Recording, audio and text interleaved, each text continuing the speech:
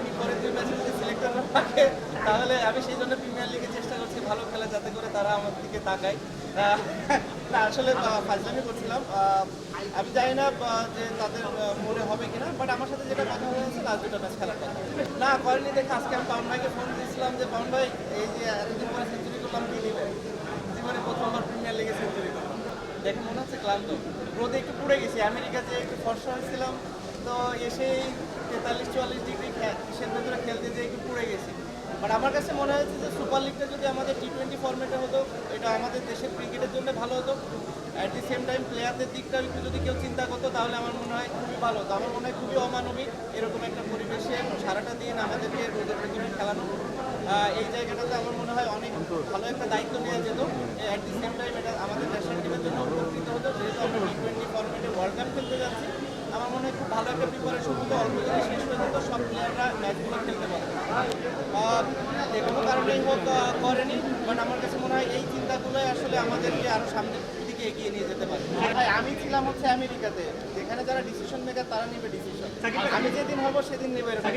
দেখুন বিপিএল এর সময় বিপিএল হবে, কিন্তু আমরা সারা বছর ওয়ানডে ফরম্যাটটাই খেলি। আমাদের ওয়ানডে ফরম্যাটে একটা যে আমাদের জন্মের পর থেকেই একটা ফরম্যাটে আমরা সবসময় কমফোর্টেবল ফিল করি। তো আপনি একটার সাথে আরেকটা মেলালে কখনোই হবে না। আপনার জিনিসটা বিবেচনা করতে হবে, যেহেতু আমাদের T20 ওরকম কোনো খেলাই হয় না একমাত্র বিপিএল ছাড়া, যেখানেও ওভারসিজ প্লেয়ারদের দাপটটা অনেক বেশি থাকে। সেইভাবে আমাদের লোকাল প্লেয়ারদের সুযোগটা একটু কম হয়।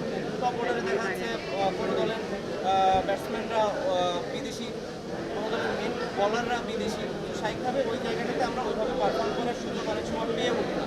খুব কম প্লেয়ারদেরই এই সুযোগটা থাকে। বাট যদি এখানে হতো, আপনি 6টা টিমে যদি 15 জন করে প্লেয়ার ধরেন, 90 জন প্লেয়ারের এই কম্পিটিটিভ একটা ক্রিকেট খেলার একটা সুযোগ হতো, যেটা আমার কাছে মনে হয় অনেক ইম্পর্টেন্ট একটা দিক ছিল।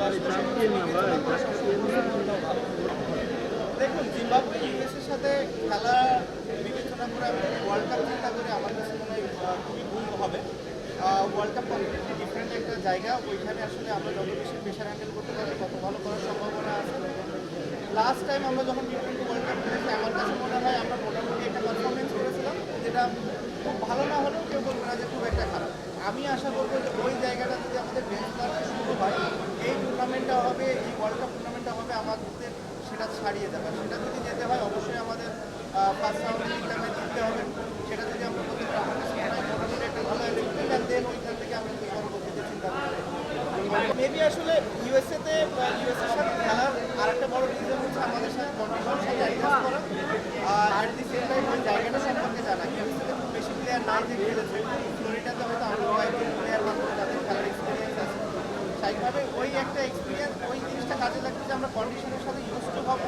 মানে অ্যাট দি সেম টাইম আমি যেটা বললাম যে অবশ্যই এটা আইডিয়া হলো, আপনি যখন একটা টাফ অপোনেন্টের সাথে খেলে যাবেন, আপনি যেটা বললেন যে নিউজিল্যান্ড আর পাকিস্তানের সাথে যখন আমরা নিউজিল্যান্ডের মতো কন্ডিশনে যখন খেলে তারপর ওয়ার্ল্ড কাপ খেলতে এসেছি, স্বাভাবিকভাবে আমরা খুব ভালো একটা প্রিপারেশন নিয়ে যেতে পেরেছিলাম। আমার মনে হয় যে অবশ্যই আইডিয়া না, মেবি এটাই আমাদের বেস্ট পসিবল অবস্থা ছিল।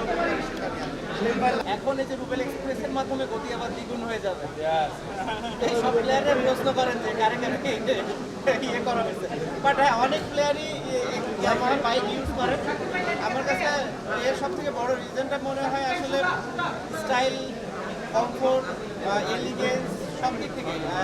বাইক লাভাররা যেটা পছন্দ করে হচ্ছে যে যদি একটু বেশি সময় ধরে বাইক রাইড করতে হয় তারা যেন কমফোর্টেবল ফিলটা করে। সেই দিক থেকে আমার কাছে মনে হয় ইয়ামাহার কোনো জুড়ি নাই। স্বাভাবিকভাবে এই কারণেই শুধু প্লেয়াররা না, আরও অনেক সেক্টরের মানুষই আছে যারা এই ইয়ামাহার বাইকগুলো পছন্দ করে।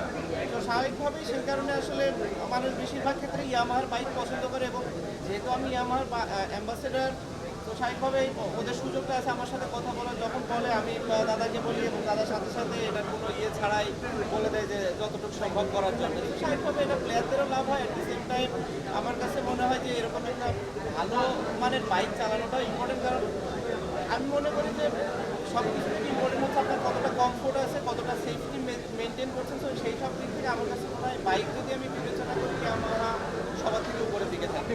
আমি বললো যে 5টা আরও মনে হয় বেশি আছে।